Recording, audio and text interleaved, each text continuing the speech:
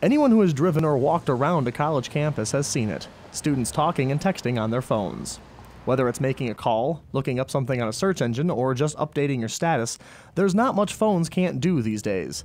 They are our lifelines in many situations, but in the car, that text message you're sending might be your last. We spoke to Lieutenant Don Peterman of NMU Public Safety on the topic. So it is a leading factor in crashes and near crashes, making it a very serious, life-threatening practice according to the National Traffic Safety Administration. Just to throw some numbers at you, in 2009 alone, distracted driving caused the deaths of 5,474 drivers.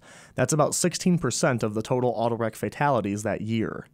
20% of 2009's 1,517,000 auto wreck injuries were caused by distracted drivers. That's about 303,400 injuries.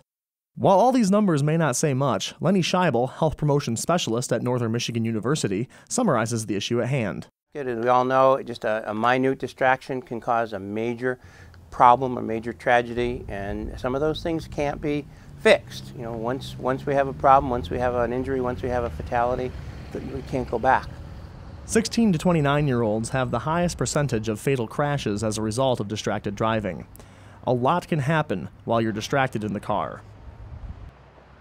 After a little math, Lieutenant Peterman gave a more relatable example of what makes distracted driving such a danger. 450 feet you just traveled, 300 feet in a football field, 150 more. You basically traveled a football field and a half in that time you sent that text. And that is a good distance because there's so much at that time that can go wrong when you travel that distance. You know, somebody can walk out in the roadway, a bicycle can cross, a little kid chasing that ball, somebody pulling out of their driveway. I mean, it goes on and on. You can see somebody stopping to make a left-hand turn.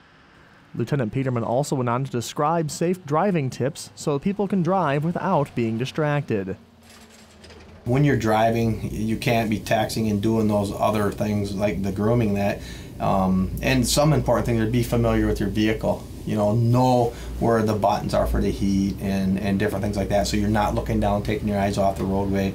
Preset your stations, you know, turn that MP3 player on or put that CD in your radio prior to your trip. Don't be reading road maps. Set your GPS if you have one prior to, not as you're going down the road. In Marquette, this is Will Getz reporting.